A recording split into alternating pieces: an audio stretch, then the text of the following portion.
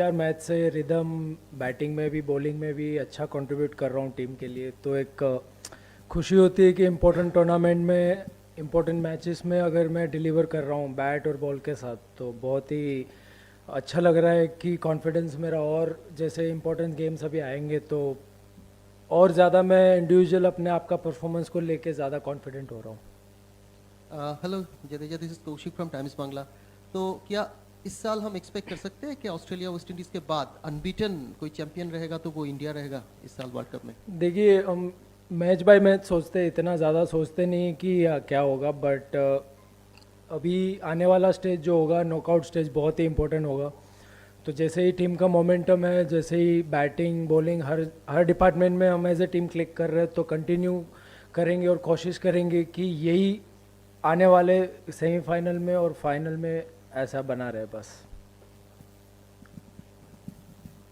जड्डू, थोड़ा पिच के बारे में अगर आप बताओ। अभी साउथ अफ्रीका के कोच आए, उन्होंने कहा 320 का विकेट तो नहीं था, मतलब बहुत रन लगे आपके उस हिसाब से, तो थोड़ा विकेट कैसा बिहेव किया फर्स्ट हाफ में, फिर सेकंड हाफ जब आपने बॉल डाला पंजा लिया, तो थोड़ा विकेट के बारे में आप बताओ कैसा था? थिंक जब उन लोग बॉलिंग डाल रहे तो ज़्यादा हेल्प था, मेरे ख्याल से टर्न ज़्यादा था और विकेट का में बाउंस भी इतना नहीं था। बट अभी अगर मैं पर्सनली मेरा ओपिनियन अगर आप बोलोगे, तो जो दोपहर में विकेट चल रहा था और अभी चल रहा था, अभी थोड़ा इजी हो गया था। इजी नहीं कहूँगा बट ठीक था।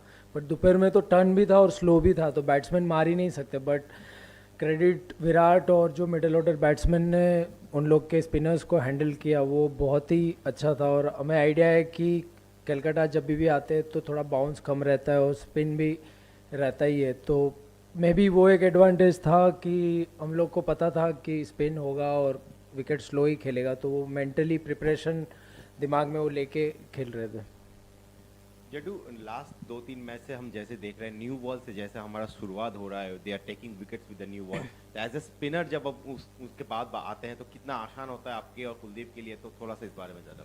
देखिए, हमेशा ही कोई भी फॉर्मेट आप खेल रहे हो कि जब आपके फास्ट बॉलर ऊपर से 2 या 3 विकेट लेते हैं तो स्पिनर के लिए थोड़ा इजी हो जाता है, क्योंकि ऐसी स्लो विकेटों पे आने वाला बैट्समैन सीधा ही या बड़े शॉट नहीं खेल सकता, उसको टाइम चाहिए। और स्पिनर और कॉन्फिडेंस से बॉल डाल सकता है कि जहाँ उसे बॉल डालना है, जो स्पीड से डालना है, जो वेरिएशन करना है वो कर सकता है। तो मेरे ख्याल से अच्छी बात है कि हमारे तीनों फास्ट बॉलर हर एक मैच में हमें 2-3 विकेट लेके दे रहे, बल्कि कभी कभार ज़्यादा भी दे रहे, तो अच्छा है। और होपफुली बस ये आने वाले नॉकआउट स्टेज में ऐसा ही परफॉर्मेंस टीम अगर हमारा ऐसे खेलेगी तो बहुत ही अच्छा होगा। हाय जलसा। तो अभी तक जैसे टूर्नामेंट में हम खेलते आ रहे हैं, पिछला मैच 300 रन से जीता, अभी आज फिर वन साइडेड, जो 8 के 8 मैच जीते हैं लगभग हमने वन साइडेड जीते हैं। और सबसे टफ जो चुनौती माना जा रहा था वो इसी मैच को माना जा रहा था, लेकिन वो भी साबित नहीं हुई। तो आपको नहीं लगता कि कहीं ना कहीं नॉकआउट में जाने से पहले एक आध टफ टेस्ट इंडिया के लिए ज़रूरी था? और दूसरा ये कि क्या आप लोग आज वो बर्थडे की वजह से एक्स्ट्रा मोटिवेटेड थे फील्ड पर? नहीं नहीं, बर्थडे और इंडिया के लिए खेलने से कोई कुछ भी चीज़ रिलेटेड नहीं है। जब भी इंडिया जर्सी में हम खेलते हैं तो हर एक दिन बर्थडे ही होता है, क्योंकि बहुत कम लोगों को मौका मिलता है इंडियन जर्सी पहनने के लिए, तो बहुत ही बड़ी बात होती है। बट नहीं, अगर बर्थडे के दिन अच्छा परफॉर्मेंस किया और टीम जीती हो तो और वो डबल स्पेशल हो जाता है। और जैसे आपने पूछा कि कोई टफ मैच क्यों नहीं बना, तो अच्छी बात है कि टफ मैच बनना भी नहीं चाहिए। सामने वाली टीम अगर खेलने आए तो उनको लगना चाहिए कि वो और प्रेशर में और पैनिक कर जाए कि उनका जो प्रिपरेशन है कि भाई ये इंडिया के सामने खेलने जाएंगे तो उनकी टीम बहुत ही ज़बरदस्त परफॉर्म कर रही है बैटिंग बॉलिंग फील्डिंग में, तो यही होना चाहिए। और मैं कहूँगा कि ये वाला जो अभी स्टेज आएगा वो तो और इम्पोर्टेंट है। तो अगर हम वन साइड मैचेस जीत रहे हैं तो सामने वाली टीम के ऊपर और दबाव बना रहेगा। Jaddu, continue the same question. Virat का जो 4900 है, सचिन तेंदुलकर के ओडीआई 100 के रिकॉर्ड की उन्होंने बराबरी की है। हर तरफ टॉक ऑफ द टाउन का टॉक ऑफ द नेशन था ये। कहीं ना कहीं इंडियन टीम को भी इसके बारे में पता होगा, तो सेलिब्रेट कैसे करेंगे? कुछ है स्पेशल अरेंजमेंट, कुछ प्लान करेंगे अभी? नहीं, अभी तक ऐसा कुछ है नहीं, बट जो भी मतलब 49-50 जो भी है ये घी थाली में गिर रहा है तो अच्छा है, कहीं बाहर नहीं जा रहा है। तो चलते रहने दो, और क्या है उसमें। और खुशी की बात है कि इम्पोर्टेंट गेम्स में और इम्पोर्टेंट टूर्नामेंट है, और ये वर्ल्ड कप इंडिया में हो रहा है, तो जितना भी रिकॉर्ड टूटे, रन्स बने, विकेट ले, सब हमारे लिए अच्छा ही है। तो बस चलने दो, नज़र मत लगाना किसी की। रविंद्र इधर। 1 मिनट के लिए मैं आपको बोलूं कि आप कैप्टन के जैसे सोचें और आपके पास आपके जैसा खिलाड़ी हो जो 10 ओवर कर रहा है, हर मैच में 50 से अंदर रन दे रहा है, बैटिंग भी कर रहा है, फील्डिंग, तो आप कितने खुश होंगे? देखो, मैं तो खुश तो बहुत ही हूँ, और आपने कैप्टन की बात कही तो मैं तो पहले मैच से ही कैप्टन की तरह ही सोचता हूँ, बट बना नहीं हूँ, वो अलग बात है।